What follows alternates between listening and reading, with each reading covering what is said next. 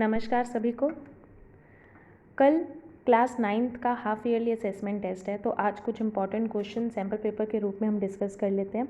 सबसे पहले कुछ इंपॉर्टेंट फुल फॉर्म्स हैं, जैसे मैंने लिख दिए हैं IT, ITS, MNC, ISP, CAT, MRI, BPO, KPO, PC, USB, ICT, ECG, CD, ROM, RAM and DVD। ये कुछ आपके वो हैं फुल फॉर्म्स हैं जो क्लास 9th के फर्स्ट चैप्टर में हैं, तो इन सबको अच्छे से देख लीजिए। नेक्स्ट आपके आते हैं fill in the blanks. Fill in the blanks जो है 1 नंबर का कम्युनिकेशन स्किल पे है। वर्बल नॉन वर्बल कम्युनिकेशन आप ध्यान से अच्छे से पढ़ लेना। नेक्स्ट ICT स्किल्स पे है। Next digital documentation menu bar आपको पता होना चाहिए कि फाइल मेन्यू बार में क्या क्या आता है, एडिट में क्या आता है, इंसर्ट में क्या आता है, स्टाइल्स में क्या आता है। नेक्स्ट आपका कीबोर्ड स्किल्स है। कीबोर्ड स्किल्स के ऊपर आपका एक क्वेश्चन है। नेक्स्ट इंग्लिश राइटिंग स्किल्स जो आपके होते हैं, कम्युनिकेशन स्किल्स के बीच में ही सेशन है, उसके अंदर से आपको एक इंग्लिश का क्वेश्चन मिलेगा। नेक्स्ट आपके इंपॉर्टेंट क्वेश्चंस हैं जो 2 मार्क्स, 3 मार्क्स और 5 मार्क्स कैरी करेंगे। ये पिछले पेपर्स में से कुछ क्वेश्चंस उठाए हैं, जैसे BPO क्या होते हैं और क्या क्या सेवाएं देते हैं, क्या क्या सर्विसेज देते हैं। अगला है IT एप्लीकेशंस इन डिटेल, मतलब ऐसे ही पूरा पूछा जा सकता है कि IT एप्लीकेशंस क्या होती हैं, विस्तार रूप बताइए। थर्ड है कीबोर्ड स्किल। आपको कीबोर्ड पूरा पता होना चाहिए कि कौन कौन सी कीज़ हैं, कैसे वो काम करती हैं। नेक्स्ट कीबोर्ड स्किल में आपको टाइपिंग स्पीड्स पता होनी चाहिए कि एक टाइम पे कितने वर्ड्स टाइप आप अच्छे से कर दोगे, कितने लेटर्स अच्छे से कर लोगे, कितने सेंटेंस कर लोगे, तो ये आपको यूनिट्स पता होने चाहिए। नेक्स्ट है आपका parts of writer window. Writer window के पार्ट्स आपकी नॉलेज में होने चाहिए कि राइटर विंडो जब एक हम डिजिटल डॉक्यूमेंटेशन का पेज ओपन करते हैं तो क्या क्या चीज़ें आपको देखने को मिलती हैं। जो ऊपर मेन्यू बार होता है उसमें क्या क्या होता है, कौन कौन से ऑप्शंस किस में अवेलेबल होते हैं। नेक्स्ट है mouse pointer types. Mouse pointer आपके 3 तरह के होते हैं। एक आई का निशान होता है, उसका मतलब होता है कुछ लिखना।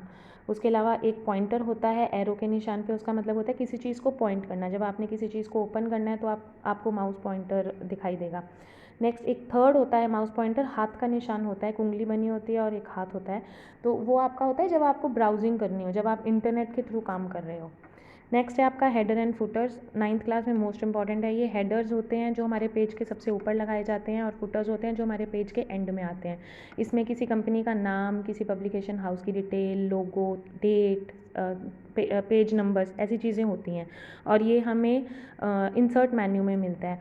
जब भी हम डिजिटल डॉक्यूमेंटेशन ईदर स्प्रेडशीट में कुछ भी डालते हैं पेज के अंदर, तो इंसर्ट मेन्यू में ही चीज़ें डलती है। चाहे वो पिक्चर डालनी हो, चाहे वो हेडर फुटर डालना हो, चाहे वो टेबल इंसर्ट करना हो, तो वो भी इंसर्ट मेन्यू में ही आपको मिलेगा। नेक्स्ट है आपका how to insert tables in document. एक डॉक्यूमेंट के अंदर आप टेबल्स को कैसे इंसर्ट करते हो। अगला आपका एम्प्लॉयबिलिटी आ जाता है। एम्प्लॉयबिलिटी में वर्बल एंड नॉन वर्बल के टाइप्स आपको अच्छे से पढ़ने हैं कि वर्बल कम्युनिकेशन कौन कौन से होते हैं और नॉन वर्बल कम्युनिकेशंस कौन कौन से होते हैं। नेक्स्ट है आपका self management skill. Self management skill क्या होता है और सेल्फ मैनेजमेंट स्किल्स के कितने स्किल्स होते हैं, मतलब किन बातों को हमें ध्यान रखना पड़ता है अपने आप को मैनेज करने के लिए। तो बहुत ईजी है, आप खुद से भी कर सकते हो। हमें टाइम का हिसाब होना चाहिए, हमें टाइम वही पंचुअलिटी हो गया, हमें हर काम का प्लानिंग करके करना चाहिए, हमें ओबीडियंट होना चाहिए काम के थ्रू। ऐसे करके आप 5 या 8 ऐसे स्किल्स तैयार कर लीजिए। नेक्स्ट है आपका ICT टूल्स। ICT टूल्स में आपका कम्युनिकेशन और नेटवर्किंग पार्ट रहेगा, मतलब कि कम्युनिकेशन किस प्रकार होती है, अच्छी इफेक्टिव कम्युनिकेशन कैसे होती है, नेटवर्किंग क्या होती है। नेटवर्किंग होती है बच्चे जब हम एक कंप्यूटर को एक से ज़्यादा कंप्यूटर्स के साथ जोड़ते हैं ना, तो वो नेटवर्किंग होती है।